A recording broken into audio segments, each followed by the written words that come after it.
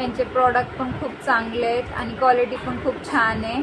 आणि तुम्हाला पण कधी जर मागवायचं असेल तर स्पर्श ज्वेलर्सकडूनच मागवा, खूप छान क्वालिटी आहे, मला तर चांगली वाटली, तुम्ही पण मागवा।